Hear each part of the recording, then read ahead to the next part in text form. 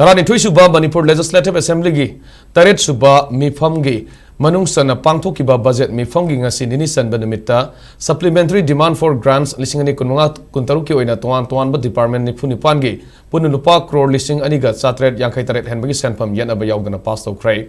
ngasi pass Toukhre department singa dugi manungda finance department gi oina Lupa Crore sanipan ngani phutaret Henbagi Senpham oiduna ahenba Senpham khwaidi yamna hapa department oiri Public Health Engineering Department gi oina Lupa Crore sahumga niputaret Henbagi Senpham haptuna khwaidigi yamba ani suba department oiri Lupa Crore saniga taramapan Henbagi Senpham haptuna Health and Family Welfare Services Department na khwaidigi yamna ahenba Senpham hapa ahum suba department oiri ngasi gi mifam aduda House ki lusingba Chief Minister Yumnam Khemsana senba sahi lisingani kunumdoi kunmari amadi